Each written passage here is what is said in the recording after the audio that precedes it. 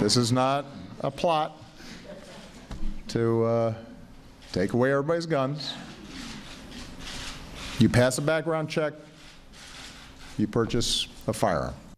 President Barack Obama defending himself today as he bypasses Congress with an executive order on guns. Under the new rules, anyone in the business of selling guns at stores, shows, or online for profit must obtain a federal seller's license and do background checks on the buyers. The president says this will close a loophole that allows violent felons to buy guns online and other places without getting a background check. He also wants hundreds more examiners hired to help the FBI do those background checks and to require weapons merchants to report stolen guns to the ATF.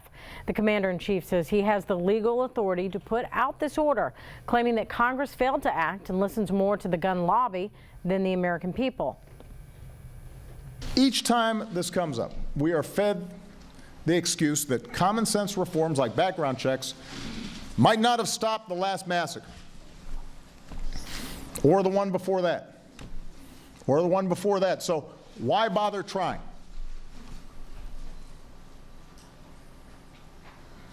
I reject that thinking.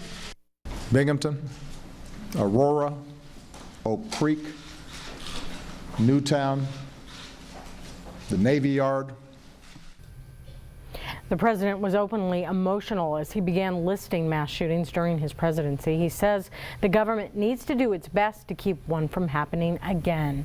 Senate Majority Leader in Kentucky and Mitch McConnell accused the president of politicizing those shootings. And visiting Fort Knox, McConnell said he believes the executive order will do little to stop violence, and he's uncertain if it will stand legally.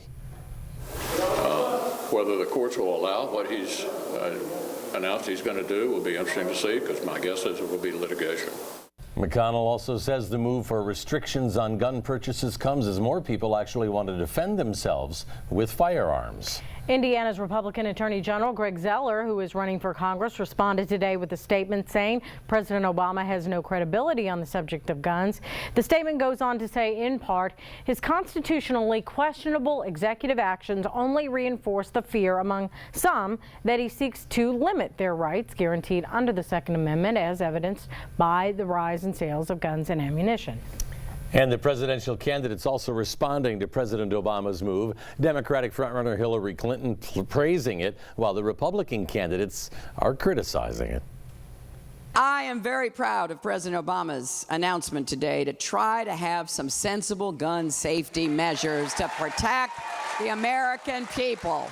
President Obama is once again going to abuse his power to try to seize our guns. I oppose gun violence, and I don't think anything the president's talking about doing or is doing will prevent it. Because gun violence is committed by criminals, and criminals don't care what the law is. They violate it. That's why they're criminals. And certainly the best way to do it is the way that we've always done it. Allow states to decide what kind of gun control laws that they have.